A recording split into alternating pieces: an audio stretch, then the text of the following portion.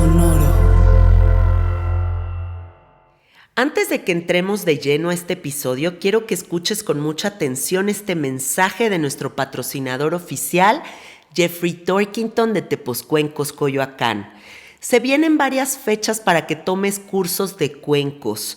Las 2 primeras fechas con el maestro Ramón Aldecoa, que acaba de ser entrevistado aquí en el podcast. Busca su episodio para que veas qué bonita es su historia. Del 4 al 6 de agosto en Satélite y del 11 al 13 de agosto en Juriquilla. Hay otras 2 fechas con el maestro Jeffrey Torkington, del 18 al 20 de agosto en Amatlán de Quetzalcóatl y del 1 al 3 de septiembre en Coyoacán.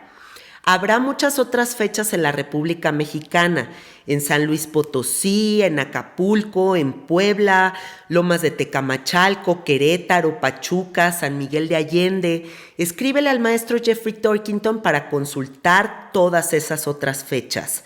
Su teléfono en WhatsApp es +52 55 44 43 0106.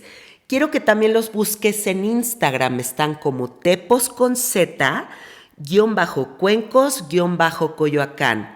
No olvides que además de poder tomar cursos con ellos, puedes comprar instrumentos maravillosos en su tienda. Cuencos de los Himalayas, gongs, cajas de shruti, diapasones, flautas, tinchas. Escríbele a Jeffrey y consulta sobre todos estos instrumentos para que hagas de tu equipo algo impresionante. Te esperamos, carnalien. Forma parte de esta hermosa comunidad de cuencoterapeutas.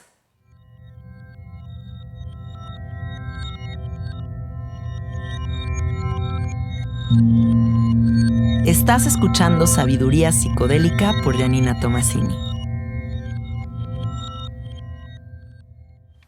Hola, hola amiguitos, ¿cómo están? Bienvenidos a Sabiduría Psicodélica. Muchísimas gracias por estar aquí.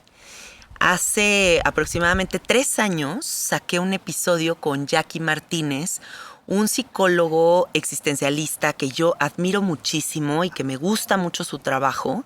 Y fue uno de los episodios que más ha gustado de este podcast, porque Jackie habla muy bonito, comparte cosas muy inteligentes. Y bueno, ya después de 3 años dije, güey, ya nos toca la actualization. Y le dije, Jackie, vente a la casa, vamos a hablar, vamos a ver en qué andas, porque sé que como que toda su exploración fue dando ciertos giros con todo este renacimiento psicodélico que estamos viviendo y se adentró full en la investigación de todos estos procesos expansivos de conciencia o no ordinarios de conciencia, como él también los llama. Y bueno, necesito netear con él a ver qué está descubriendo, qué está haciendo. Busquen el episodio anterior con Jackie una vez que se terminen este o en el orden que ustedes quieran, pero que sepan que hay ya 2 contenidos con él. Bienvenido, Jackie, ¿cómo estás? Hola, Janina, muy bien, muchas gracias. Muy contento de estar de nuevo conversando contigo.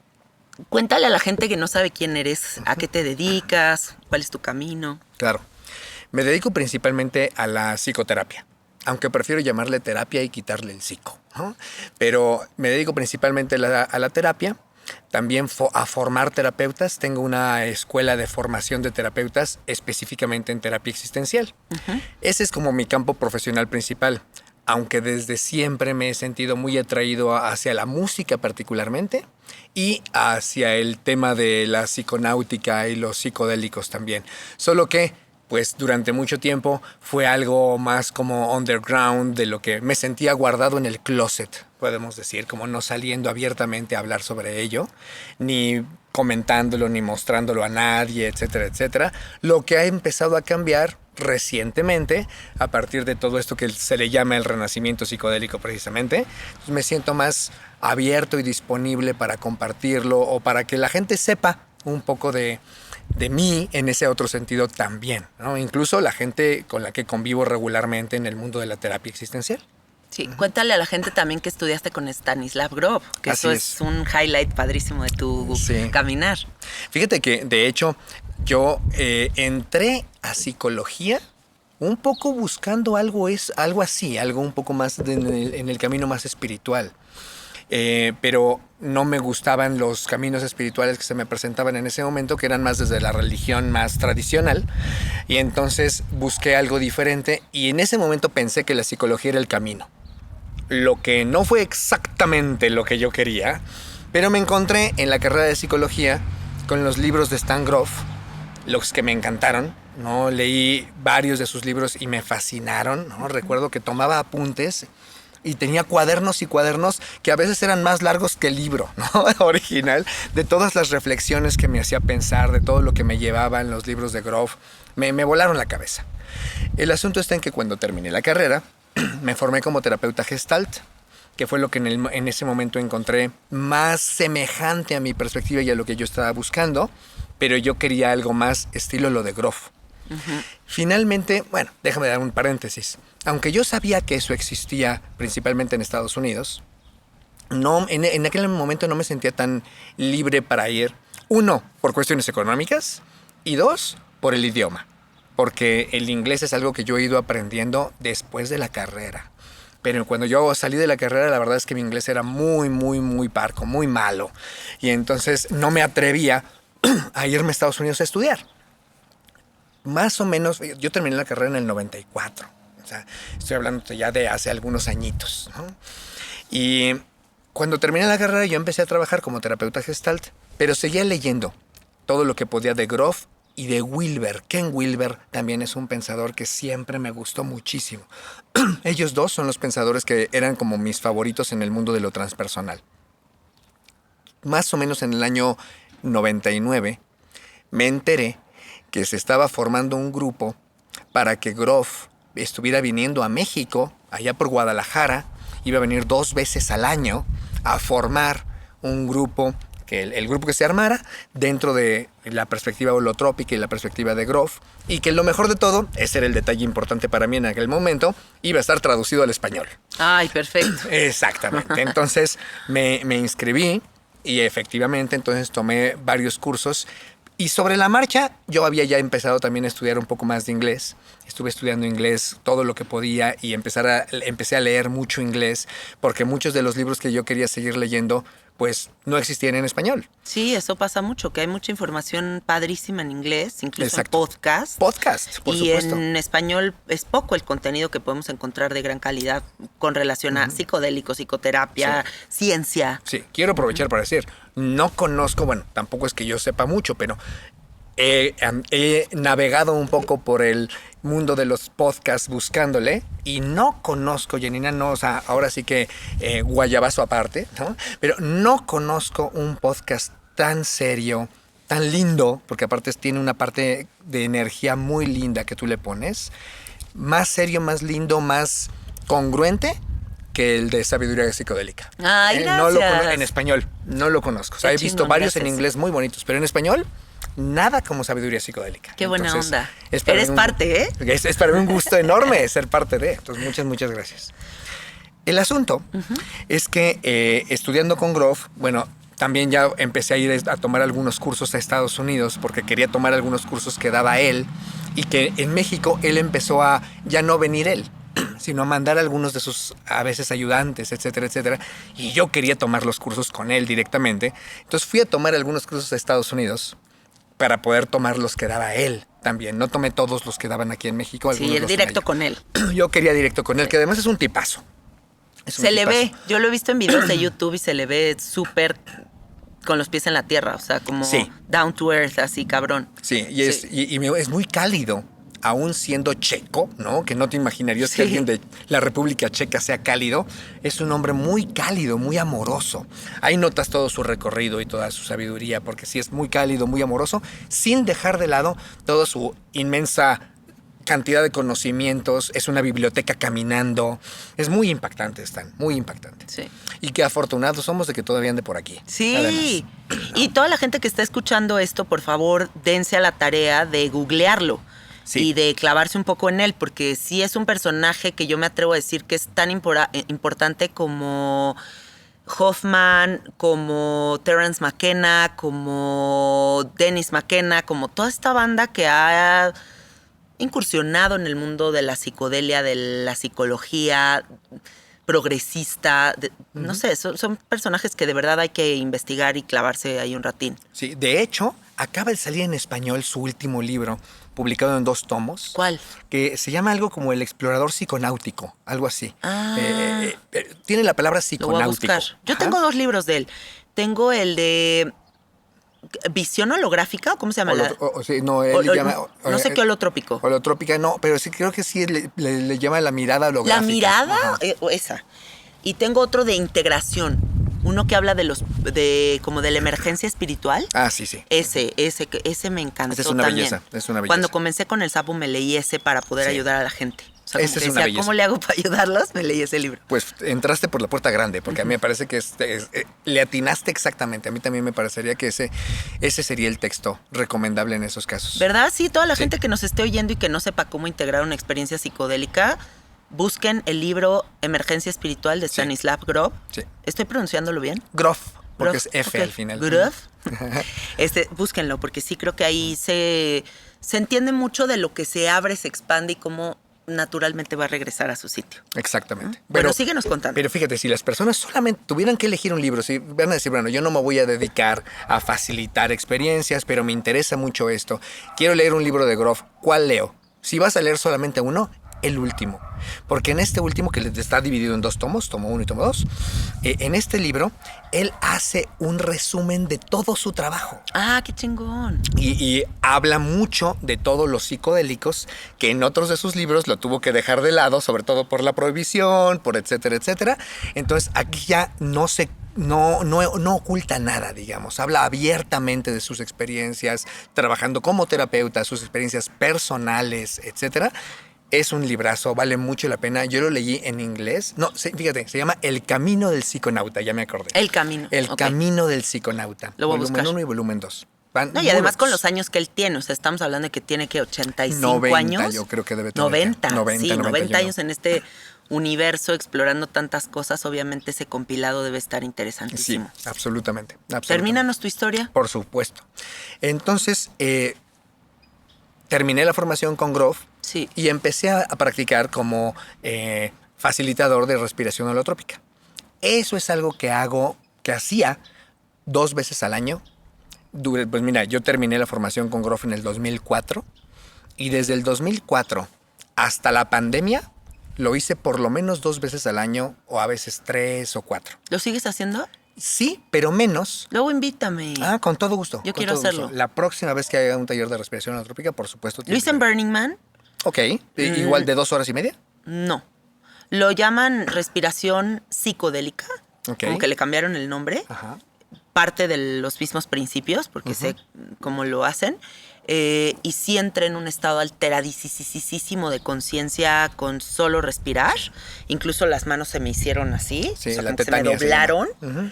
Y toda la banda andaba viajadísima. Habrá durado como 1 hora y media. Hora y media. Ok. Sí. Bueno, el tiempo que Grof sugiere son 2 horas y media. Ah, órale, un Y, ratote. exacto. Cuando yo lo hago de 2 horas y media. Yo Lo voy a probar facilito. contigo. Y la tetania es uno de los rasgos más comunes de justo de que la gente ya esté entrando. En Que el se viaje. te doblan Se las te doblan manitas, ¿no? las manos. Yo a digo veces hasta manitas los de pies. tiranosaurio Rex. Sí. Exacto. A veces hasta los pies, ¿eh? Sí. O sea, sientes que los pies se te entumen y se te doblan un poco. Qué cagado que es como cuando tienes un orgasmo, ¿no? Ah, mira, es cierto. O sea, no lo como había que yo los pensado. piecitos cuando te vienes Sí. hacen como así. Es Y cierto. como también pues en estos Es cierto. estados expandidos de conciencia pues entras en lo Es mismo. cierto, exacto. Y es el movimiento de la energía. O sea, que toda tu energía se está movilizando de una manera tremenda. Y como también en el sapo la gente tiende mucho a hacer eso. Sí. O sea, como esto del piecito de la manita. Ajá, exacto, a contraerse. Sí. Entonces, bueno, siempre me sentí como que la vía holotrópica, de la respiración holotrópica, era la vía permitida para que mi interés en los procesos no ordinarios de conciencia pudiera tener un despliegue, pudiera tener un servicio hacia los demás, etcétera. Esa era la vía permitida, porque los psicodélicos que siempre me interesaron, pues estaban prohibidos. Bueno, siguen estando prohibidos, Sí. pero cada vez más hay una apertura y lo cierto es que la gente siempre los ha usado, ¿no? Los Exacto. siguen usando. Prohibidos o no, ahí Exacto. están. Ahí están y los siguen usando y cada vez se usan más. A Sí. mí me impacta como cada vez más. Hay gente por todos lados que habla del sapito, que habla de ayahuasca, que habla de los hongos o de los chocongos, que habla del M. Que, es impresionante, incluso de la ketamina, el iboga. Y hay muchísima gente experimentando con todas estas experiencias porque hay una búsqueda. Sí. Una búsqueda espiritual. Y fíjate, esto es súper interesante. Una de las cosas que más he aprendido desde la última vez que nos vimos hasta ahora es que la gente que lo hace vía recreativa, porque yo nunca he tenido nada en contra del uso de psicodélicos en Yo recreativos. tampoco. Me parece perfecto. Sí, no, yo sería ridículo si lo critico porque yo los he usado. ¿Me Exacto. explico? Entonces sería ridículo criticarlo. Sin embargo, últimamente no solo lo veo como algo perfectamente posible y válido, sino además cada vez más lo pienso como una búsqueda espiritual de todas esas personas jóvenes, adultos, que también la celebración, la fiesta, es también una parte espiritual de nosotros y no como algo aparte. Lo que pasa es que las religiones tradicionales nos han hecho pensar en la religión como algo aburrido, pesado, espantosamente, que no lo quieres ni ver y lo quieres lejos de ti. Cristos con peluca. Exactamente, exactamente. Y es curioso, ¿sabes? Porque los Hay algo católicos... más horrible que eso. Exacto. Los católicos le llaman a la misa, también le llaman celebración. Sí. Vamos a celebrar la misa. Pero parece muy poco una celebración en muchos casos, ¿sabes? Para mucha gente parece más como un velorio, ¿no? Muy como rígido. algo rígido, cerrado, que propiamente una celebración. Pero justo la espiritualidad es algo que se puede celebrar. La espiritualidad es algo que nos llama a la celebración de la vida. Entonces, mucha gente que en festivales, en fiestas o con amigos buscan consumir psicodélicos es parte de la celebración de la vida, que es el llamado de su espíritu. Y es algo que no es que antes lo negara, pero no lo veía con tanta fuerza como lo veo ahora. Ese es uno de los cambios de hace 3 años que platicamos. Ahora veo con mucho más fuerza esa búsqueda espiritual, incluso a través de lo recreativo y a través de la celebración. Eso por un lado. Otra cosa que ha ocurrido últimamente es que con la pandemia se abrió muchísimo más todo el renacimiento de los psicodélicos, ¿no? El renacimiento de la investigación, porque siempre han estado ahí, no se han dormido, y para nuestros pueblos tradicionales, para los pueblos originarios de México y de muchas otras partes del mundo, son parte de su vida cotidiana. De su cosmovisión, Es de parte todo. de su cosmovisión, exacto. Sí. La gente en Perú, la gente en Oaxaca, en Guerrero, en Chihuahua, en en Chihuahua, todos en Jalisco mismo, etcétera. Es más, muy cerquita de aquí de la Ciudad de México también. Aquí en Puebla, cabrón. Así en es. Toluca. Exacto, hay mucha gente que como parte de su cosmovisión y sus tradiciones regulares de su comunidad están teniendo experiencias con psicodélicos, con diferentes tipos de psicodélicos. De tal manera que esto es algo que no hay un renacimiento de los psicodélicos. El renacimiento es de la investigación científica. Cierto. En los psicodélicos. Sí. Porque a Pero veces también hay un auge brutal. hay un auge brutal, por supuesto, justamente por eso, porque como la investigación científica empieza A a probar. decir, probemos, entonces mucha gente que antes les tenía miedo, ahora ya no les tiene tanto miedo. Sí. Porque antes la ciencia nos decía, por ejemplo, de la psilocibina, de la sustancia activa de los hongos mágicos, ¿no? La clasificaron como una sustancia que, 1, no tenía ningún beneficio para la persona. 2, que podría dañarla psicológicamente. Y 3, que tiene un alto poder adictivo. Y la ciencia hoy ha demostrado que estas 3 ideas son falsas. ¡Las Sí. 3! Comprobado Así científicamente. es. Entonces, eso hace que mucha gente que no se atrevía a acercarse, se atreve, ¿no? Yo he estado acompañando en procesos de una persona que experimenta con hongos y luego me dice, ¿sabes qué? Quiero que mi mamá también los pruebe. Y la mamá los quiere probar. Sí.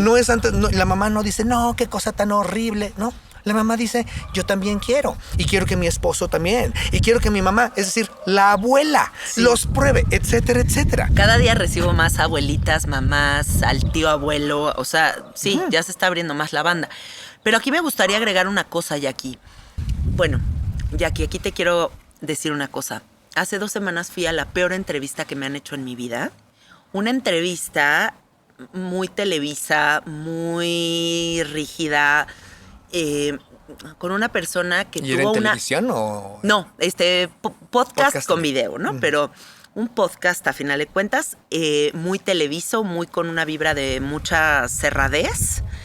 Y una chava que tuvo una experiencia pésima con un psicodélico y a partir de esa pésima experiencia decide hablar de psicodélicos, ¿no? Entonces se desarrolla toda esta entrevista desde el juicio. Esta situación me molestó muchísimo y después salí de ahí y dije, ¿qué tengo que aprender de todo esto? Porque algo tengo que aprender de esto, ¿no? Y entonces fue como darme cuenta de que eso es una paradoja de la sociedad misma.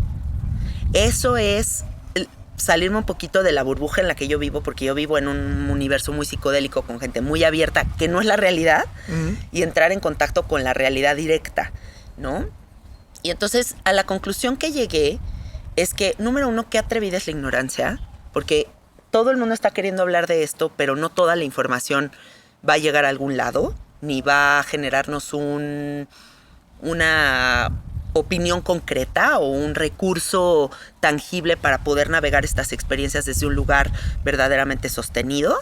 Y 2, la sociedad misma está construida desde el miedo, ¿no? O sea, la sociedad tiene miedo. Y ese miedo es el que ha impedido el desarrollo de todas estas medicinas que tienen un potencial brutal de curar la pandemia más grande de absolutamente todas, que es la depresión y la ansiedad. ¿Tú qué estás Hay viendo? una peor todavía. ¿Cuál? La desconexión. Ah, cabrón, claro. Porque la desconexión es el origen de la depresión y la ansiedad. Y justo una de las experiencias más poderosas de los psicodélicos es que nos reconectan con nosotros mismos, con los demás, con la naturaleza, con el mundo, con el cosmos. Sí. Entonces por supuesto, la depresión y la ansiedad son fuertes pandemias, estoy de acuerdo contigo, pero son pandemias en términos de lo que se ve médicamente, clínicamente. Lo que hemos visto que está debajo de esas depresiones y esas ansiedades es la desconexión. Y esa desconexión muchas veces se da exactamente por miedo también. Tenemos tanto miedo que mejor nos desconectamos creyendo que a través de la desconexión vamos a poder protegernos. Pero no sucede así. A través de la desconexión nos vamos empobreciendo cada vez más y más y más, y eso evita que podamos desarrollarnos o que tengamos relaciones amorosas con nosotros mismos y con los demás y con la vida. Entonces, bueno, sí es real esto que mencionas, y eso me lleva a compartirte un segundo aprendizaje en estos tiempos. Dime, please. Un segundo aprendizaje que tengo porque algo que hice a partir de la pandemia es meterme de lleno a estudiar, pero de lleno a estudiar. Había estado ya estudiándolo desde antes, pero desde la pandemia de lleno. Y entonces estuve estudiando, como a mí me gusta estudiar y soy medio nerd, quiero decirlo. Ay, medio, güey. Sí. Entonces me fui a estudiar porque hay muchos lugares donde ya se puede estudiar esto, en diferentes lugares del mundo. Pero hay algunas instituciones que van más por lo chamánico, todo bien. Hay algunas instituciones que van más incluso por algo más New Age, todo bien, pero yo dije, yo quiero estudiarlo de lo más serio posible para poder de ahí aflojarme un poco, porque si empiezo a estudiarlo desde una perspectiva más flojita, no sé a dónde voy a llegar. Entonces prefiero desde lo más rígido y de ahí irme aflojando un poco. Entonces entré a estudiarlo a institutos como uno que se llama Integrative Psychiatry Institute, Órale. en donde como tal estudié la certificación en terapia asistida con psicodélicos. ¡Qué chingón! Y junto con eso estudié varios cursos en otros diferentes institutos de Estados Unidos porque pues tenía más tiempo gracias a la pandemia. Claro. Entonces, Bendita pausa. Exactamente, esa pausa a mí me sirvió muchísimo. A mí también. Muchísimo. Y dentro de eso veía cada vez más gente que está queriendo experimentar esto, decíamos la abuelita, la tía, el tío, etcétera, etcétera. Pero eso provoca también que cada vez más gente se acerca a todo este tipo de situaciones con muy poco respeto. Y esa es mi segunda, fíjate, ese es mi segunda aprendizaje, además de cómo hay más respeto de lo que podríamos pensar en lo recreativo muchas veces. O sea, en lo recreativo puede haber más respeto del que muchas veces el resto de nuestra cultura y de nuestra sociedad tiene hacia los psicodélicos. Déjame decir un aprendizaje paralelo a esto, que creo que nos va a ayudar me va a ayudar a poder explicarme lo que quiero decir. Sí, adelante. Otra cosa que aprendí es que yo actualmente ya no quiero hablar de las sustancias psicodélicas. ¡Ay, chócalas! Quiero hablar de las experiencias psicodélicas. Me encanta. Porque creo que podemos tener esas experiencias con la respiración, podemos tener esas experiencias en meditación, podemos tener esas experiencias haciendo el amor con nuestra pareja, podemos tener esas experiencias caminando por un bello jardín. Hay muchas posibilidades de tener ese tipo de experiencias. Justo Grof, por eso es que hablaba de lo holotrópico y habla de los estados holotrópicos también, en términos de estas experiencias que nos permiten una expansión de la conciencia. Muchas de estas experiencias son experiencias de tipo místico, muchas de estas experiencias son emergencias espirituales, de como tú lo mencionabas anteriormente, etcétera, etcétera. Ahora, el asunto está en que requieren de nosotros un reconocimiento de que, uno, es abrir una ventana, o a veces una puerta, o a veces un portón inmenso, pero es abrir a el misterio que está ahí, que siempre ha estado, que nuestros pueblos originarios y que muchos otros lo han sabido a lo largo de milenios, y que la vida cotidiana de las sociedades enfocada en la producción, enfocada en el materialismo, enfocada en tener que tener más y más y más y más y más dinero, y toda la cultura marinela, perdón, ¿no? Pero toda una cultura de buscar las cosas desde una perspectiva muy plástica o muy desde lo comercial, capitalismo. Cuando nos enfocamos desde ahí, perdemos la conexión justamente con ese misterio que está ahí, que siempre ha estado y que no se ha ido ni se irá, pero perdemos la conexión con ese misterio. Las experiencias psicodélicas son una apertura de reconexión con eso, que es de lo que estamos hechos, además, es de lo que estamos hechos. Entonces, lamentablemente, como bien dices, hay gente que a veces por malas experiencias, a veces por prejuicios, a veces porque les dijo el tío del primo, del amigo, del sobrino, del vecino. Sí. A veces por algo que vieron en una publicidad, etcétera. A veces porque nunca han vuelto a cuestionar absolutamente nada. Exactamente. A veces por miedo. Sí. A veces por ignorancia. Y generalmente todas las anteriores. Todas las anteriores juntas. Sí. ¿No? Sí. La gente se acerca a este tipo de experiencias con muy poco respeto. De acuerdo. Y eso es algo que me preocupa mucho, ¿sabes? Me preocupa el poco respeto que hay hacia algo que para muchísima gente es sagrado, ¿sabes? Es sagrado, es para muchísimos pueblos originarios, para muchísimas grandes personas en el mundo, se trata del acceso a lo sagrado. Y entonces acercarnos a ello con poco cuidado y con poco respeto es una de las cosas que me llaman más la atención y que me parecen más preocupantes y sobre las que quisiera, por supuesto, que habláramos más. Fíjate, no específicamente sobre la experiencia, sino sobre cómo nos acercamos a ella de manera poco respetuosa. Muchas veces con poca preparación, muchas veces creyendo que se trata de algo semejante al paradigma médico. Y entonces déjame contarte otro aprendizaje más importante para mí. Para mí es importante no llamarle a los psicodélicos. Para empezar, ya quise moverme de la sustancia a la experiencia. Pero además, para mí es importante no llamarle medicinas. Sé que mucha gente le llama medicinas.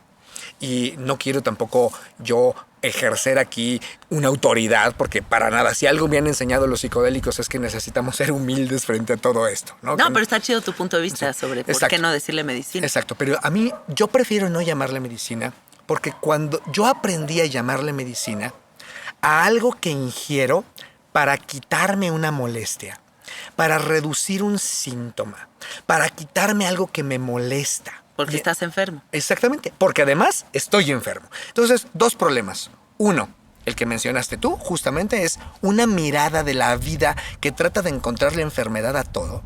Y sabes, creo que por Dios necesitamos que haya también, no digo que la excluyamos, pero también una mirada que no vea enfermedad por todos lados, que no vaya por la vida tratando de encontrar en qué estás enfermo, cuál es tu falla, cuál es tu error, cuál es tu deficiencia.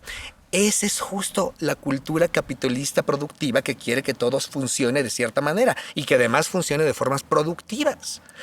A ver, hay muchísimas cosas que te quiero decir de lo que estás diciendo.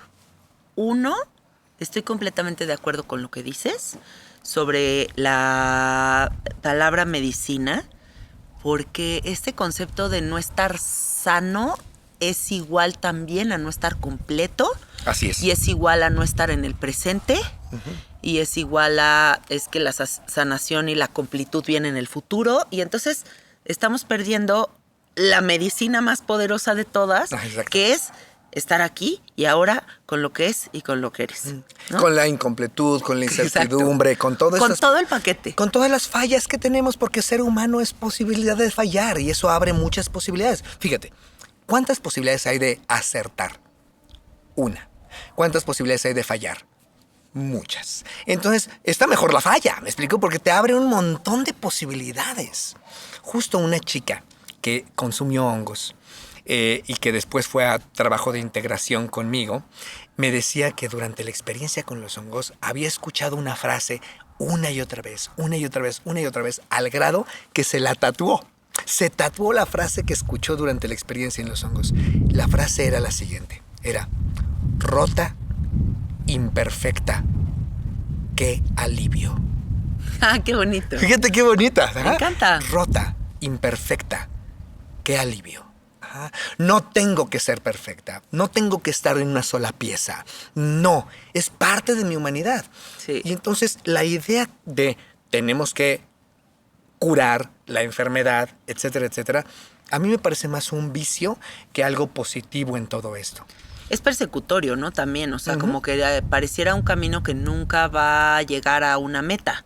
Efectivamente. Es como muy inestable, es como muy sediento, es como que terapitis aguda. Así Todos es. traemos la terapitis aguda, todo lo que da. Entonces todos necesitamos sanar, pero conectar, pero el retiro de no sé qué, pero me voy a abrir los registros akáshicos, pero me voy a tomar los hongos, pero me voy... Sí. Entonces siento de esto que nos estás compartiendo que sí estaría muy bonito que la gente entienda que estas herramientas, más que sanar, se tratan de conectarnos con quienes somos. De acuerdo. Buscando entrar en un amor muy profundo con todo el personaje que nos tocó ser.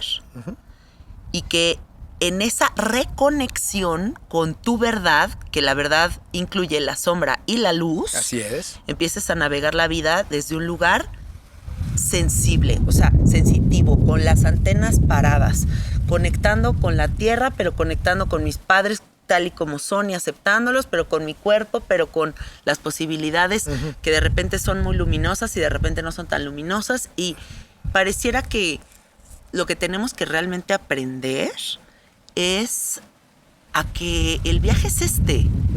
Porque a mí eso es lo que me ha pasado y no te he actualizado ahora en los trips en los que yo ando, pero yo ando en absoluta sobriedad y siento que yo ya me volví el psicodélico. O sea, yo siento que no quiero hacer experiencias, ya no quiero hacer ninguna experiencia.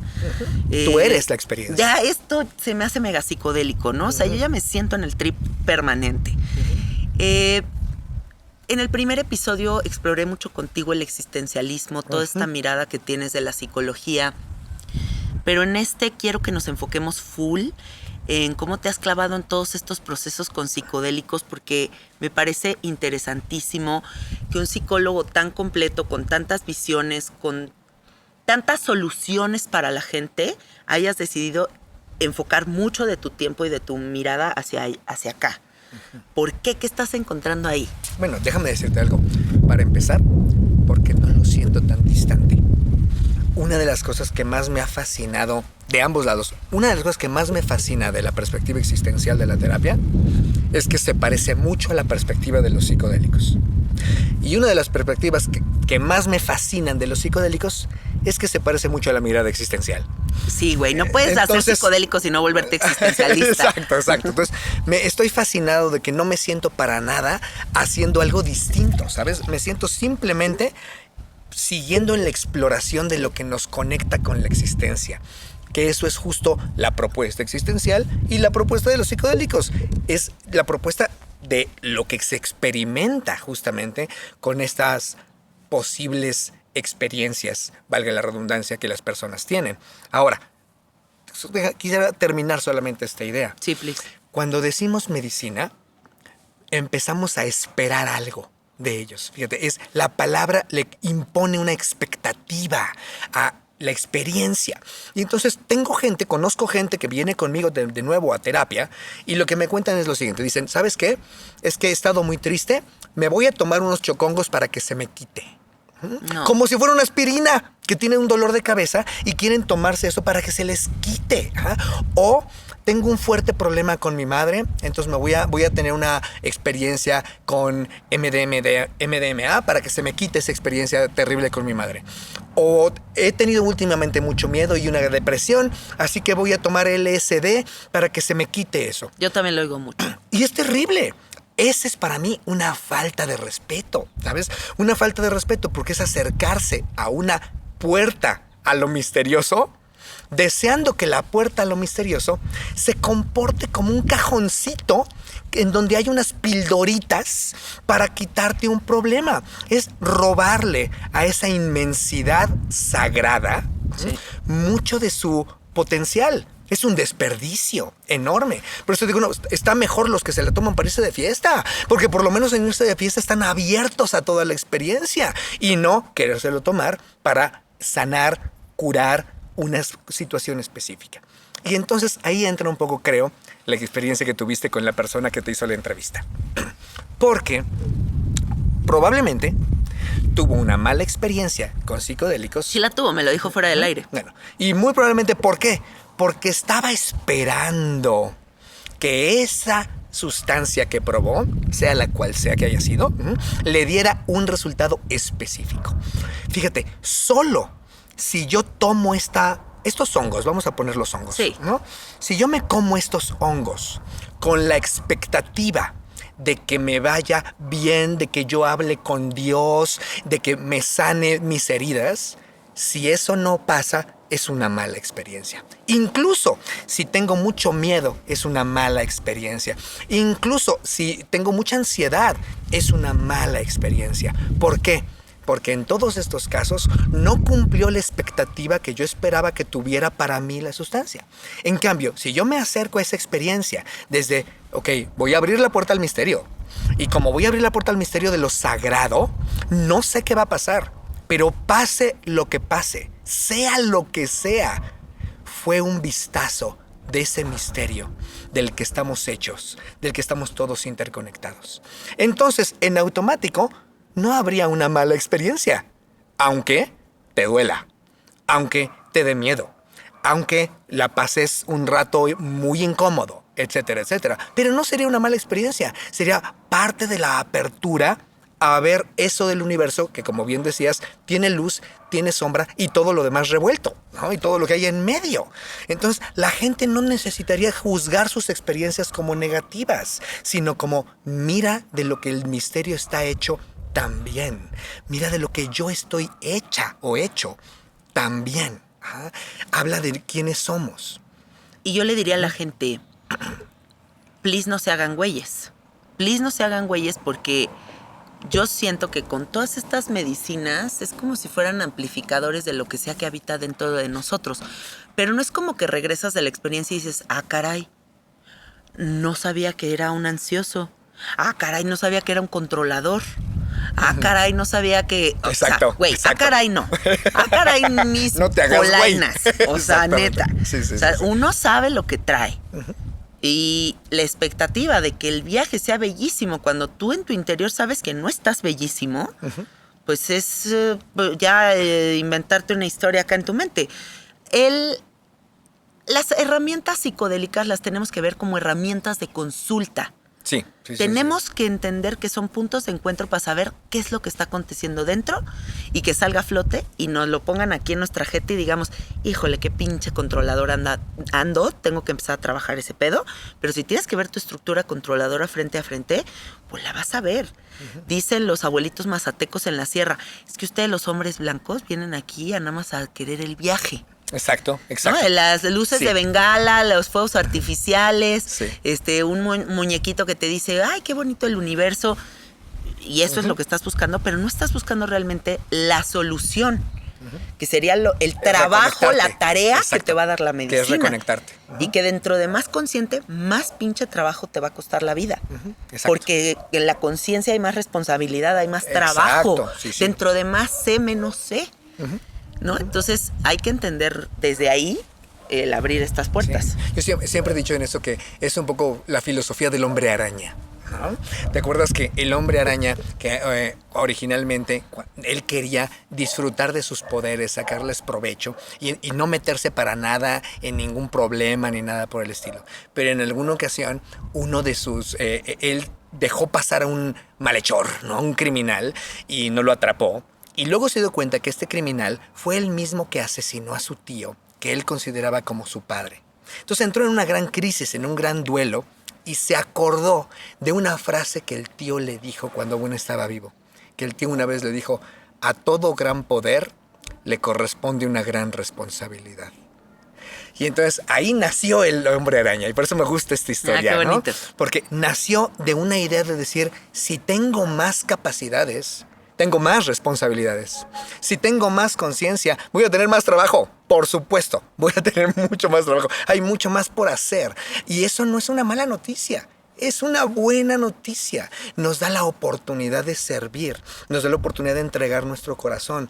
Tú haces un montón de servicio, haces un montón de trabajo, justamente porque sentiste ese llamado de la apertura de tu propia conciencia. Por eso a veces la gente consume ayahuasca y le dan ganas de volverse ayahuasqueros, ¿no? Sí, consume sapo y les dan ganas de volverse facilitadores del sapito, etcétera, etcétera. Pues porque descubren en su conciencia un deseo de servir. Y eso está muy bien. Solo hay que tener cuidado con que no te puedes volver ayahuasquero simplemente por haber tenido 2 o 3 experiencias con ayahuasca. No es tan fácil la cosa, ¿eh? Pero ese deseo, ese impulso, es el impulso de servir, que al que te abrió tu conciencia cuando te asomaste a ese inmenso misterio. Cuando te reconectas, Así eso es. que venías diciendo desde el inicio, o sea, cuando uno está reconectado con el propósito de la existencia, el servicio está implícito. Así es. Jackie, no puedes estar tú aquí y que no hablemos del combo maravilla que es psicodélico y psicoterapia. Sí. Porque yo ya a estas alturas de la vida, después de 10 años de servir medicina, después de 10 años de estar viendo gente, yo me doy cuenta que si no hacen psicoterapia post-medicina, vamos a poder ver muchos casos. No puedo generalizar, hay muchas historias, claro, pero puedo decir como generales. Hay gente que va a hacer mucha medicina y no va a evolucionar un carajo, ni lo va a integrar, porque al final siempre hay como este libre albedrío, ¿no? Como de la gran enseñanza, pero si la aplicas ya está en ti o le puedes dar carpetazo. El sapo es más rotundo en ese sentido, la ayahuasca nos da más esa oportunidad de darle carpetazo, siento yo, pero el sapito sí es muy, muy definitivo y por eso también muy abre contundente. procesos, sí, muy contundente, y por eso abre procesos de integración también tan duros. Sí. ¿No? Requiere cuando nos está de mucha más listo es como, profundidad ahí. puta madre, ¿qué hago con esto? Que me dieron en las manos, ¿ahora dónde lo pongo? Entonces, a ver, tú que estás full metido en esto, que preparas gente para volverse psicoterapeutas especialistas en procesos integrativos, Sí. ¿por qué una cosa no funciona sin la otra? ¿Concuerdas con eso que estoy diciendo? Sí, concuerdo, absolutamente concuerdo. Estoy de acuerdo también con que no podemos generalizar. Sí, efectivamente, no podemos generalizar. Pero, ¿qué es lo que pasa? Muchas de estas sustancias, muchas de estas moléculas, muchas de estas experiencias surgieron en la humanidad en contextos ritualizados, en contextos de culturas que todo alrededor de su cultura gira a través de esa experiencia o de los conocimientos que ese tipo de experiencias les brindan. Entonces, tribu. Así es, en tribu, en comunidad. Sí. De tal manera que si tú naces en una comunidad, por ejemplo, entre los huicholes, tú naces entre los huicholes y tú consumes peyote porque es parte de una ceremonia que los huicholes hacen y consumes peyote, después, antes y después de la experiencia del peyote, tú tienes toda una preparación como parte de tu comunidad y de tu tribu. Claro. Y después tienes toda una integración como parte de tu comunidad, de tu tribu, de su cosmovisión, que te ayudan a que el proceso fluye de manera maravillosa. Ahora, ¿qué pasa con él o la empresaria que se van a Wirikuta, ¿no? Y que consumen peyote? Lo cierto es que muchas veces no tienen ningún tipo de preparación previa, se van a Wirikuta, consumen peyote y luego quieren regresar a su oficina como si nada, pero eso sí, habiéndoseles quitado su ansiedad que traían, porque eso estaba en escuela, Claro, ¿no? sosteniendo la misma vida que le genera la ansiedad. Exactamente, que no se puede librar. exactamente. Sosteniendo la misma vida, quieren volver exactamente a lo mismo, como si el peyote hubiera sido su pildorita mágica que les resuelve la vida, y regresan al mismo estilo de vida. Ja, ja, ja. Evidentemente, esa persona, ¿qué crees? No solamente puede ser que no le sirva, puede ser que le vaya peor. Sí. Y luego te invite a entrevistarte para una entrevista y decirte que los psicodélicos son terribles, etcétera, etcétera. Claro. ¿No? Es justo, entonces hay todo un enfoque de aproximación que creo que necesitamos, por lo menos, cuestionar. Entonces, lo que yo he visto y se ha visto en muchísimos lugares, ¿y cómo se vio esto? Por accidente, porque en la gana de investigar, se hizo investigación con terapia, sin terapia, terapia sin el psicodélico, para ver cómo funcionaba todo esto, ¿no? Y con diferentes, y para el efecto placebo, etcétera, etcétera. Y entonces se ha estado haciendo investigaciones y lo que se descubre es que efectivamente, cuando la experiencia psicodélica, de nuevo, subrayo a nivel de la experiencia, cuando la experiencia psicodélica se acompaña de un proceso terapéutico, esa es la versión occidental, digamos, la versión del mundo moderno, de tener esa comunidad, de tener esa tribu en la que puedas prepararte e integrar la experiencia. Y entonces, mira, es cierto, afortunadamente, mucha gente que tenga una experiencia psicodélica le va a ir bien. Afortunadamente, si no fuera así, no lo usarían en las fiestas. ¿Me explico? Entonces, afortunadamente, mucha gente le va a ir bien, va a tener una linda experiencia, la va a disfrutar, mucha gente. Sin embargo, si esa gente que la disfruta la acompaña de un proceso de integración terapéutica, el efecto se puede potencializar inmensamente. Y en aquellos casos en donde la experiencia no fue muy grata, donde la experiencia los sumergió en su sombra, los sumergió en un infiernito, se la pasaron muy incómodos, etcétera, etcétera, la integración suele resultar fundamental, sobre todo para lo que tú ya decías antes, para que la persona pueda abrirse a reconocer que no hay nada que te presente la experiencia que no sea tuyo. No hay nada que te presente la experiencia que no esté en ti. No hay nada que te presente la experiencia que no seas tú misma. De tal manera que, si se te presentó algo del infierno, pues es el momento de aprender de ese infierno para poder tomar lo que necesitas de él, para poder hablar con él, con el infierno, para poder hablar con todos esos demonios y poder ver qué tienen que decirte en tu vida. De esta manera, la experiencia psicodélica no queda en las 6, 8 horas que viviste la experiencia. No, ocurre lo que te está pasando a ti o lo que tú dices que te ocurre a ti. De pronto la experiencia psicodélica es la vida. La vida cotidiana se convierte en la experiencia psicodélica porque ya estás integrando constantemente, porque ya sabes que ese misterio está ahí, porque ya tienes un diálogo y una conversación con ese misterio que en el fondo eres tú misma. Somos nosotros mismos en esta interconexión con el todo, con el cosmos, unos con otros, etcétera, etcétera, pero del que desconocemos mucho más de lo que conocemos. Me impacta mucho este miedo tan irracional, tan fuerte, tan poderoso que tiene la gente con relación a las experiencias psicodélicas, ¿no? Las personas que son como, ni de pedo voy a probar eso porque el descontrol me da terror. Uh-huh. Y yo digo, güey, si neta te pusieras a observar lo que es la vida aquí, ya tienes un viaje con te cagas. Eso. O sea, te cagas.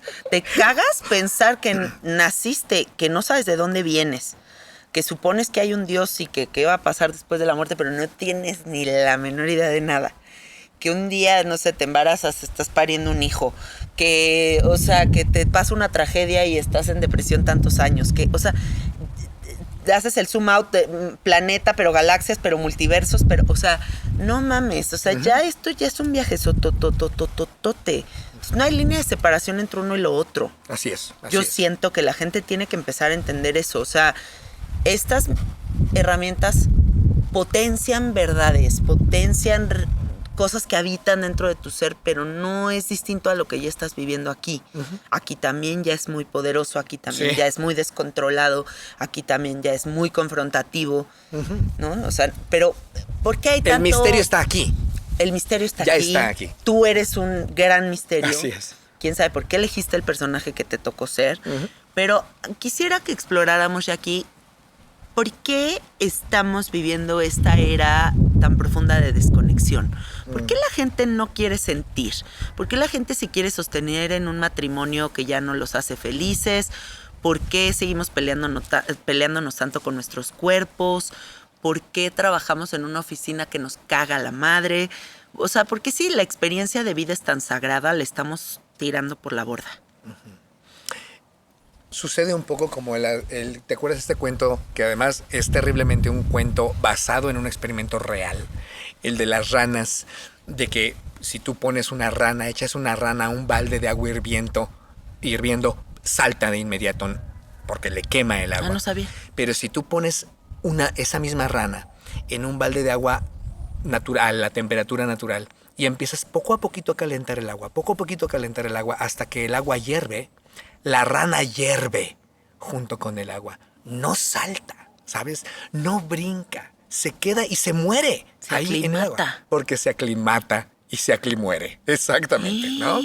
Entonces, fíjate, lo fuerte de este asunto es que eso que le ocurrió a una ranita, y que te digo, lamentablemente alguien lo comprobó, eso es horrible, pero sí, ¿no? Eso nos pasa a los seres humanos también. Qué cabrón. Poco a poco nos vamos acostumbrando a muchas situaciones que se va cerrando nuestra conciencia, porque así funciona nuestra conciencia. Además, ¿sabes por qué? Porque nos ahorra mucho tiempo. Es decir, es fantástico que cuando yo me metí a bañar esta mañana, no pensé, a ver, ¿qué me lavo primero? ¿Los pies? ¿La cabeza? ¿La cara? No. De inmediato yo me metí, me mojé, puse shampoo en mi mano, me empecé a lavar el cabello. Tengo un ritual, tengo un hábito de lavarme cada vez que me baño, que repito una y otra vez, y que solo en muy raras circunstancias, porque algo ocurrió, me saca de ahí. Bueno, así como tenemos ese ritual de bañarnos, estamos llenos de hábitos, costumbres y cosas para muchísimas cosas en la vida. Automatizados. ¿Por qué? Porque nos ahorran tiempo. Es el tiempo que ahorro en ¿qué me lavo primero, la cabeza o los pies? ¿No? Ese tiempo lo puedo usar aquí teniendo esta rica conversación contigo. Entonces, no está mal que tengamos esa capacidad. La paradoja del asunto, y déjame decirte, y aquí entra mi fundamento existencial justamente, es que la perspectiva existencial nos invita a reconocer que todo siempre tiene lo bueno, lo malo y lo regular y todo lo en medio. Todo, siempre. Entonces, del negro al blanco. Así es. Toda la gama. Y entonces, esos hábitos, por un lado, nos ahorran tiempo, nos ahorran energía, nos permiten tener otro tipo de posibilidades y de desarrollos. Y simultáneamente nos ciegan y nos vuelven completamente mecánicos, automatizados en ciertas situaciones de la vida. Bueno, así, poco a poquito, hemos construido la cultura. La sociedad es una serie de hábitos. Las culturas son una serie de costumbres y creencias que se fueron construyendo exactamente de esta misma manera. Es como el cuento del gato en el monasterio. ¿Te acuerdas de ese cuento? No, a ver, ¿cómo es? Entonces, además te la cuento porque sé que tanto tú como yo somos fans de los gatos. ¡Ay, sí! Entonces, había un monasterio en el que tenían una rutina.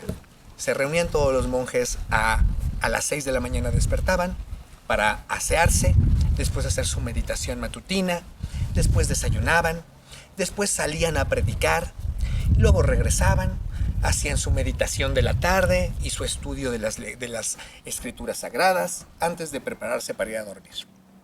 Y hacían eso todos los días en la vida del monasterio. Pero un día, durante la meditación de la tarde, apareció un gato.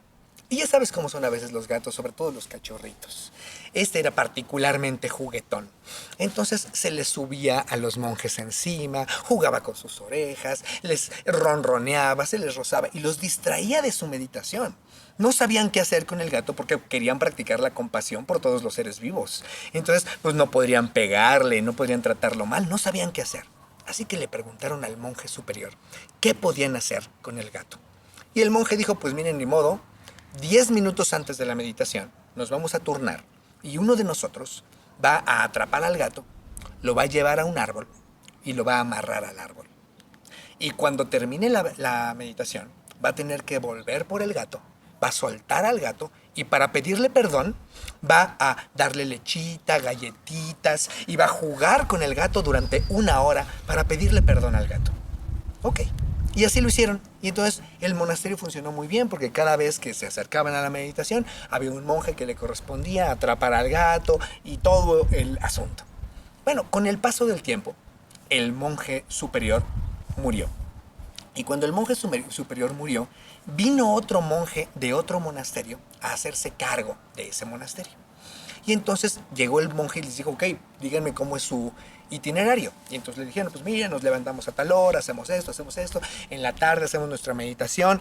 Bueno, claro, unos 10 minutos antes de la meditación, uno de nosotros amarra al gato. Y entonces dijo el monje, así sigamos haciéndoles, no tengamos ningún inconveniente, sigamos con la misma rutina. Y siguieron. Con el tiempo, el gato murió. Y cuando el gato murió, el líder del monasterio les dijo, rápido, consigan un gato, porque tenemos que poder tener un gato para amarrarlo 10 minutos antes de las 6. Y cuentan que con el paso de los siglos, hoy en día, ese linaje de meditación tiene libros acerca de cuál es la mejor raza de gato para meditar. Todo buen meditador siempre tiene un gato. ¿Es verdadero esto? No, es un cuento, ¿no? Pero hay libros acerca de cuáles son los mejores nudos para hacer con el gato. Hay recetas de leche y de galletas para poder hacer con el gato. Hay libros de juegos con el gato para todo lo que se ha creado en torno a la importancia de amarrar al gato 10 minutos antes de la meditación de la tarde. Bueno, es un cuento, obviamente, pero lo que nos dice el cuento es que así funcionamos con muchas cosas, ¿eh? Con muchas cosas. Muchas de las cosas que hacemos en la vida, muchas son gatos. Son gatos que vamos amarrando, creyendo que de eso se trata. Algo que quizás fue útil y funcional en algún momento, lo seguimos repitiendo aunque ya no nos sirva para nada, aunque ya no tenga ninguna función en nuestra vida. Lo seguimos repite y repite. Y así se van construyendo y construyendo las culturas, las sociedades. Mucho de nuestra cultura actual son una serie de gatos encerrados, amarrados, etc. Pero eso sí, con mucha expertise acerca de cómo amarrarlos, de qué nudos hacerles, etcétera, etcétera. O sea, repetimos todo como pinches zombies. Exactamente. Yo me sé otra historia así, que había una receta de un pavo delicioso que la gente cocinaba y que era la receta del pavo más rico que existía, y resulta que la historia decía, o sea, la receta decía que tenías que partir el pavo a la mitad, pero pues todo el mundo era como, güey, ¿qué pedo? ¿Cómo crees? Pues la presentación del pavo completo es súper bonita, ¿no? Como que se parte a la mitad, pero eso decía la receta, entonces todo el mundo partía el pavo a la mitad. Y se dieron a la tarea de investigar quién había sido la señora que había escrito la receta, y dan con ella y van y le dicen, oiga, confiésenos por qué es que se parte el pavo. Y la señora, pues muy naturalmente voltea y dice, pues porque mi horno estaba muy chiquito. Exacto. No, o sea... Exacto. Fin. O sea, no es gran ciencia, güey. O sea, nada más no cabía. ¿No? Y entonces muchas veces estamos repitiendo así las cosas sin siquiera cuestionar. Sí. Y eso, de nuevo, tiene una buena razón de ser. Nos ahorra tiempo en muchas ocasiones, esa posibilidad, nos permite muchas otras cosas, nos permite crecer y nos permite desarrollar nuestra creatividad. Sí. Pero nos la tomamos demasiado en serio y convertimos nuestra creatividad y nuestras posibilidades en obligaciones. Cuando convertimos nuestras posibilidades en obligaciones, la historia cambia. De hecho, mucho de lo que le llamamos neurosis es precisamente eso. Haber convertido posibilidades en obligaciones. Haber convertido lo que es posible en lo que debo de hacer. Y entonces, justo antes de comenzar esta conversación, platicamos un poco de cómo estamos llenos de deberías. Y estos deberías alcanzan todo en la vida. Entonces, fíjate cómo está pasando con los psicodélicos.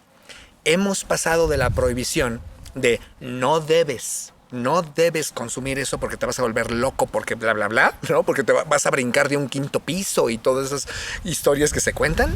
No debes hacer eso. Ahora mucha gente dice, es que debes consumir, debes hacerlo, ¿no? Pero esto es algo con lo que tenemos que tener de nuevo cuidado, porque podríamos caer en el error que se cayó en los años 60. No sé si sabes esta historia de este psicólogo de Harvard, Timothy Leary, que estuvo trabajando mucho tiempo con LSD y con psilocibina. Bueno, Timothy Leary se le ocurrió en algún momento decir que deberíamos poner LSD en el agua para que todo el mundo la bebiera. Oye, ¿no? Exactamente. Sí. ¿No? Bueno, a mí también Timothy Leary me fascina, me encanta el tipo, ¿no? Pero lo cierto es que hacer algo así hubiera sido un error. Sí. Y de hecho, eso espantó a mucha gente y justo por ese miedo también fue mucho más sencillo la prohibición y que se difuminaran los mitos en torno a los psicodélicos. Entonces, creo que otra cosa que he aprendido es que necesitamos cuidarnos de no repetir los errores que se cometieron en los 60s. Y eso significa que no podemos andar hablando de psicodélicos como de cualquier cosa. Sí. Justamente. Que no podemos tomar los psicodélicos y ahora decir, psicodélicos para todos. Y todo el mundo que pase aquí, como en esas fiestas o antros en los que vas y en la entrada te dan un shot, ¿no? Y que para entrar a la fiesta tienes que tomarte un caballito de tequila, de mezcal, de lo que sea, ¿no? Pues de la misma manera hay fiestas en donde para entrar te dan tus chocongos y te los tienes que tomar. Eso está terrible. Marta de Baile, Jordi Rosado hablando de psicodélicos. Exacto, ¿no? Es porque empezamos a tomarlos de una manera poco respetuosa. Sí. Entonces, creo que algo que es muy importante es que nos acordemos que es algo a lo que podemos estar llamados, pero siempre es importante que estemos llamados. Es para acercarse a una experiencia de este tipo es porque hubo un llamado que nos jaló hacia allá. Y está bien. ¿Eso significa que una persona que nunca ha tenido el llamado está mal, es una especie de pagana? No, probablemente está mucho mejor que nosotros y nosotros que somos los que necesitamos ese llamado. Esas personas ya no lo necesitan. No lo sé, ¿no? Pero quizás es buen momento. Si hay algo que los psicodélicos pueden enseñarnos, es que no estamos tan separados de lo que creemos. Es que somos mucho más misteriosos de lo que creemos. Es que la realidad es mucho más inmensamente rica, bella y extraña de lo que quisiéramos que fuera. Y que hay muchas diferentes perspectivas y muchos diferentes puntos de vista. Y no podemos simplemente partir de la idea de que hay ciertos puntos de vista que necesariamente son mejores que otros. Simplemente son distintos. Dice mi amigo Beampal, habrá personas que en esta reencarnación no les va a tocar meditar y está muy bien. Eso aplicado a absolutamente todo. O sea, habrá personas que no van a vivir las experiencias con psicodélicos, que no vienen a trabajarse, que no vienen a explorarse, está muy bien. Y quizás no vienen a trabajarse porque ya se trabajaron mucho. Exacto. ¿Quién sabe? Exacto, no necesariamente pero porque les falte. Sí. Fíjate, te quiero hacer una pregunta desde hace rato. Si tú estás preparando personas que van a sostener procesos, si estás todo el tiempo en contacto con esta información, eres un investigador clavadísimo, y con eso me refería hace rato que te dije, eres turbonerd, porque yo traté de estudiar contigo y dije, verga, me va a hacer leer todo lo que existe, güey, ¿a qué hora? O sea, no mames. Y era de que ya una biblioteca en la primera semana. Si tú ya estás en contacto con toda esa información, ¿qué características crees que tiene que tener una persona que va a empezar a sostener tanto los procesos como quienes van a ayudar a integrarlos? Primero quiero decir que mi principal formación con la que yo trabajo formando a terapeutas es con los procesos de integración. Okay. Me siento en la línea de despegue, ¿no? Así como 10, 9, 8, ¿no? Esperando a que estas experiencias sean legales, ¿no? Que los psicodélicos sean legales, porque bueno, puedes llegar por vías legales a la experiencia, pero que las sustancias psicodélicas sean legales para poder entonces abrirlo más de esa manera. De acuerdo. Por el momento todavía yo soy medio miedoso, te confieso, así que prefiero quedarme únicamente del lado de La integración. Integración. Doy entrenamiento a terapeutas para que integren. Porque de esa Yo manera... no, yo no sé dónde lo hiciste, pero ven acá, yo te integro. Exactamente. Hazlo donde Sí, quieras, sí. pero te ayudo a integrar, ¿no? Bueno. Y entonces yo facilito que otros colegas terapeutas sepan cómo integrar, porque los terapeutas no tenemos ni idea, porque nunca en la carrera o en la formación terapéutica se nos habló de psicodélicos. O si se nos hablaba, se nos decía, uy, es el terror, el miedo, el demonio mismo. Que por cierto, le mandamos saludos a Carla Ruiz de Chávez, Por supuesto. que es una de mis mejores amigas y una de tus estudiantes desde hace mucho tiempo y que se está preparando justo para hacer esto. Y es buena la Carla. ¿eh? Ay, qué chingón. Sí. Entonces, lo cierto es que lo que queremos es eso, es que los terapeutas puedan recibir de una buena manera a estas personas. Entonces, voy a empezar por ahí. ¿Qué creo que se requiere para que un terapeuta pueda acompañar a una integración? Uno, creo que a mediano o largo plazo no se va a necesitar que sean terapeutas, pero necesitaríamos toda una cultura que nos acompañe en eso. Hoy por hoy, quien mejor está habilitado para hacer ese tipo de trabajo es alguien que ha estudiado terapia. ¿Por qué? Porque la persona que ha estudiado terapia tiene cierto entrenamiento en, uno, no juzgar. Y eso es importantísimo, no juzgar. Dos, una apertura para contener y sostener la experiencia emocional. Porque estas experiencias pueden despertar emociones muy intensas y que la persona sienta muy extrañas o diferentes a ella o muy incómodas. Entonces el terapeuta necesita, o el integrador necesita ser capaz de contener y sostener todas esas emociones. De ahí que yo recomiendo que sean terapeutas, porque ya tienen un entrenamiento en eso. Pero cualquier persona que se entrenara en eso podría hacerlo, en sostener y contener las emociones intensas del otro. 3, alguien que sepa, y creo que eso es parte del entrenamiento que nosotros buscamos hacer, que sepa centrarse en la mente de principiante. Es decir, en que no le toca al integrador enseñarle al otro cómo debe de pensar sobre su experiencia, qué significado debe darle a su experiencia, sino más bien ayudarle a que esa persona construya y encuentre sus propios significados. Entonces se trata también de alguien que está preparado para eso, para un camino que se le llama hermenéutico, el camino de poder entender la construcción de significados, entender cómo vamos construyendo qué es para mí, cómo es para mí cualquier experiencia que vaya teniendo en la vida. ¿Tiene que ver con la semiología?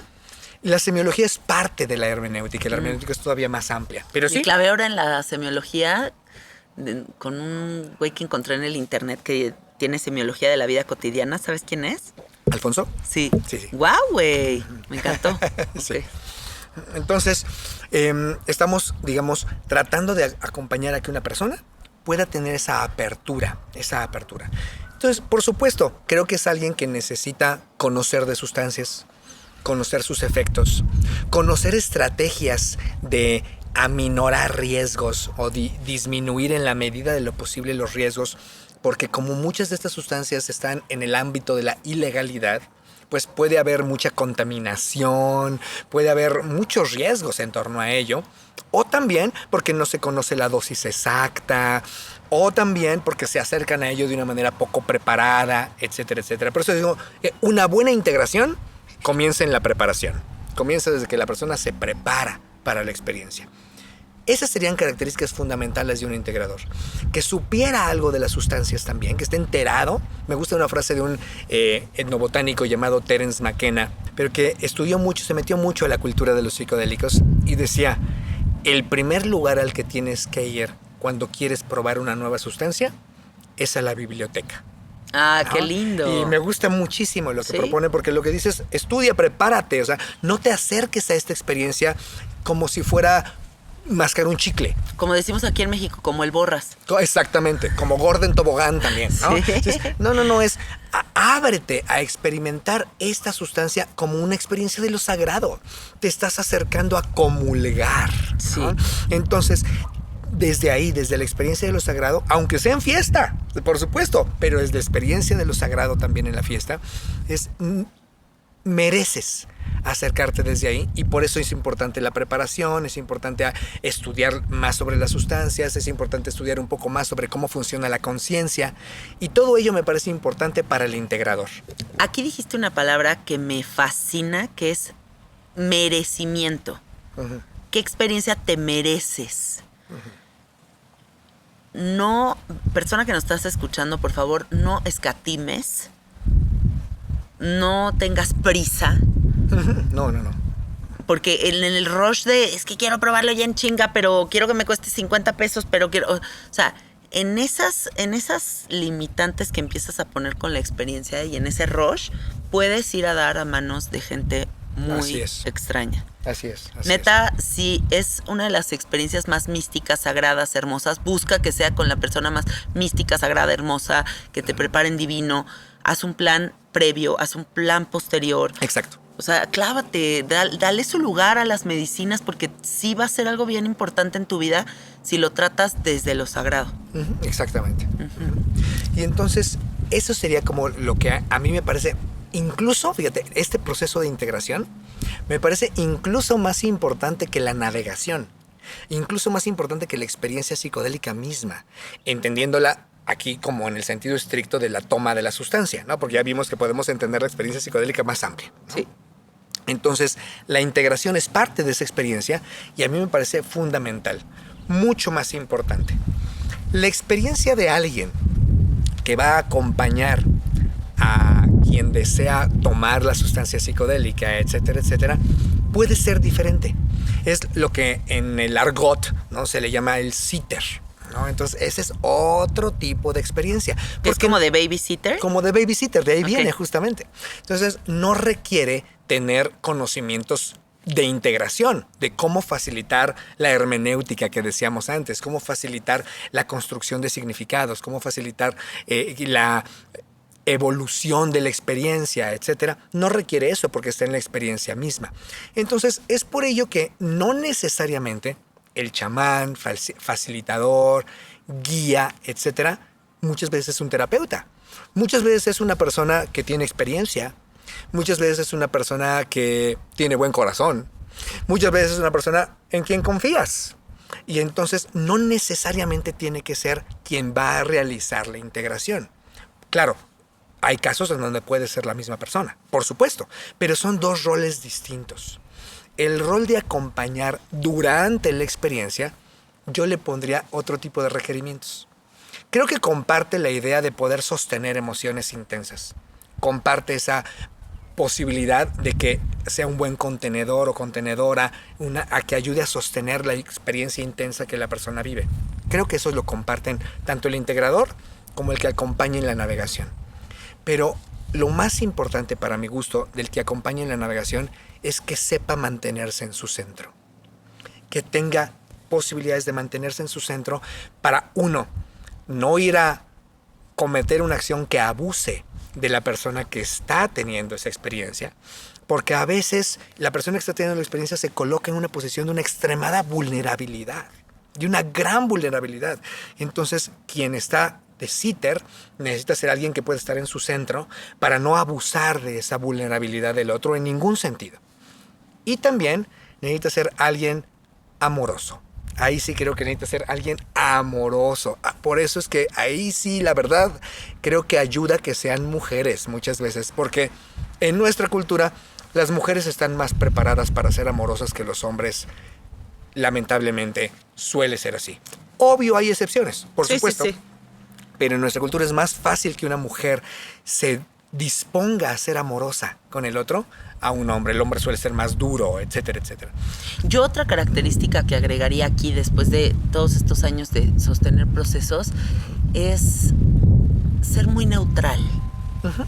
O sea, como facilitadora, no como terapeuta, ¿no? O sea, yo sostengo el proceso desde un lugar muy neutral porque creo que el que yo suponga, que el que yo sugiera, que el que yo le dé una cierta dirección a la experiencia, uh-huh, es un grave error. De acuerdo contigo. Creo que gran parte de lo que se tiene que recibir en estos procesos es regresar a la absoluta autonomía. Uh-huh. que la persona se resuelva, se revele a sí misma, ¿no? Que se encuentre en ese camino donde pues la única maestría que va a sostener es la propia. Entonces sí creo que también como que los facilitadores que son demasiado parlanchines, demasiado que suponen, es que yo te vi que te revolcaste, entonces eso significa que... Eso creo que es un grave error a la hora de sostener los procesos. Estoy de acuerdo contigo. Sí. Y ahí justo es parte de lo que se empata muy bien con la perspectiva existencial de la terapia.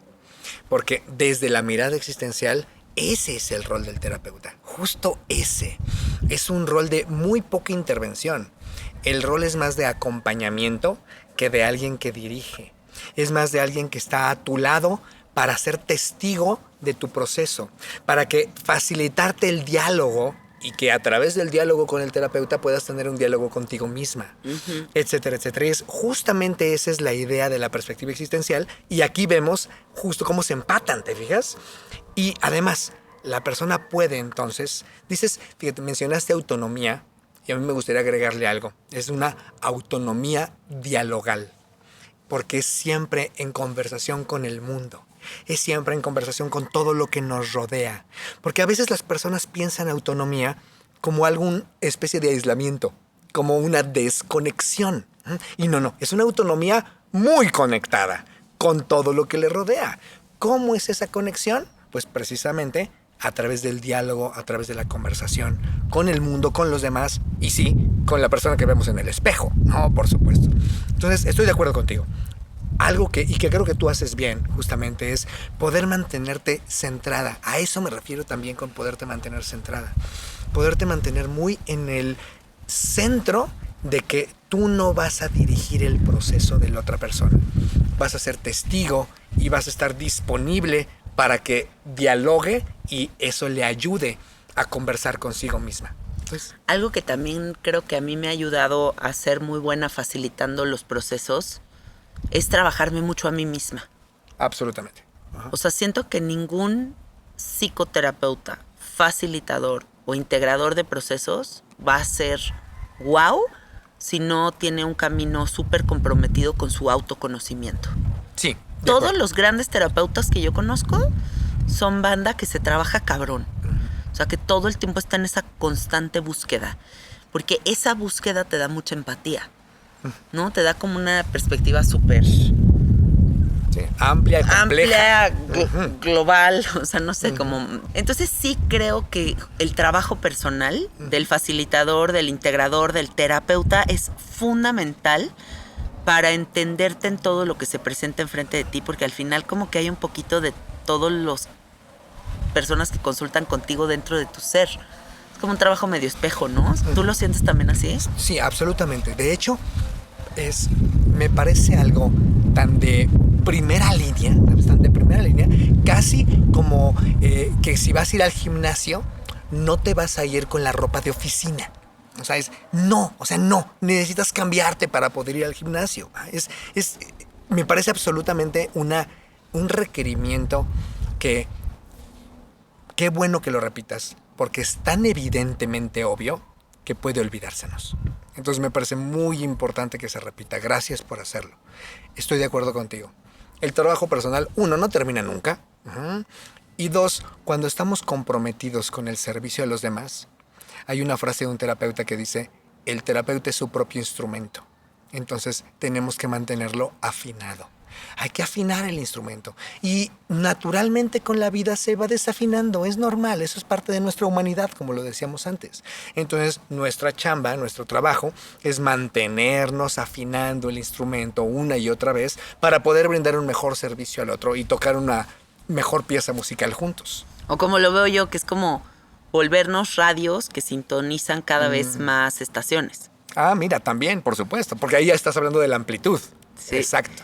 Tú dijiste una frase muy memorable aquí en el podcast de Sabiduría Psicodélica hace 3 años, que decías, los psicodélicos hacen que nuestra bici se vuelva bici eléctrica. Exactamente, pero no moto. vas a dejar de pedalearle. Exacto.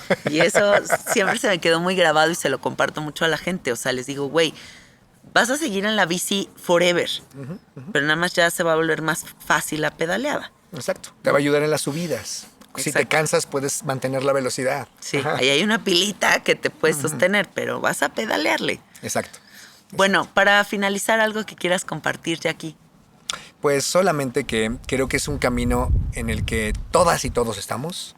Es un camino en donde podemos seguir aprendiendo y que creo que una clave es que no olvidemos que ya sea terapia, ya sea psicodélicos, ya sea la poderosa mezcla de ambos, ya sea una cosa u otra, siempre es una posibilidad de acercarnos a todo ello de forma respetuosa o de forma a lo borras.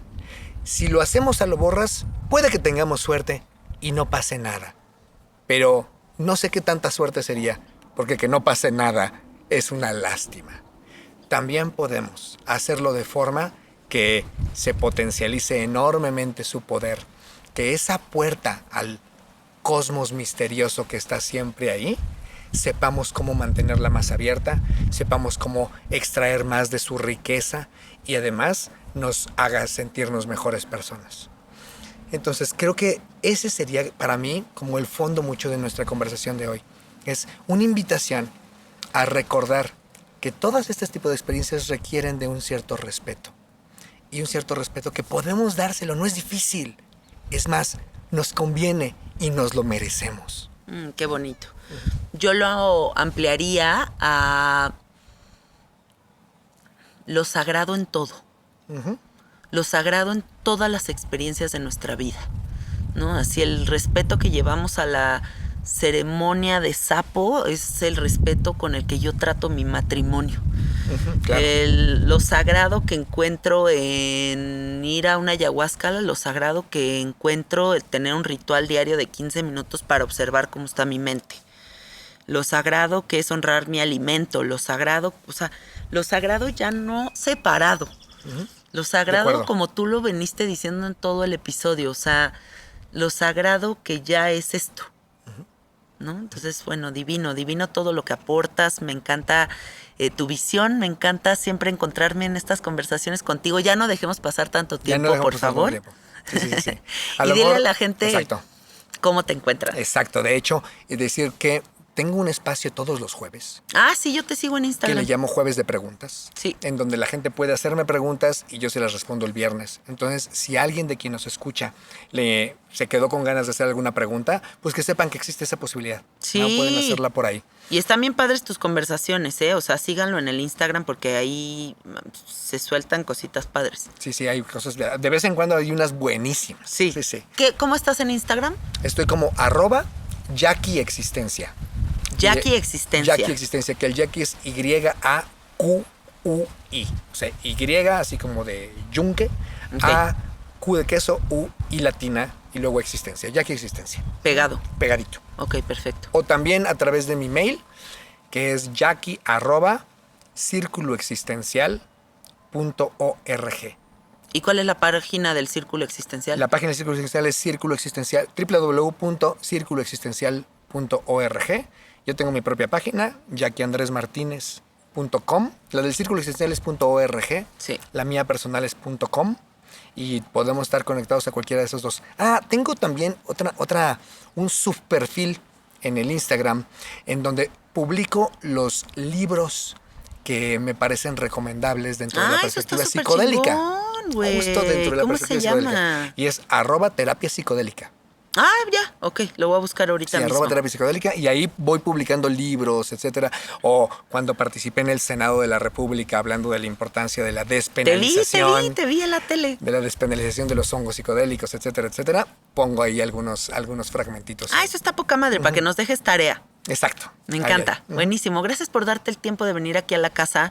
Amiguitos, grabamos este episodio aquí en el jardín, así que por ahí sí se oyen vientecitos, perritos ladrando, cositas. Pues bueno, es parte de grabar aquí en un espacio natural que la neta yo siento que se siente muy distinto a grabar en estudio y me gusta mucho como estas conversaciones de jardín con mentes brillantes, con mentes que yo admiro.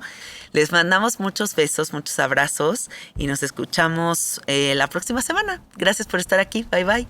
Bye, hasta luego.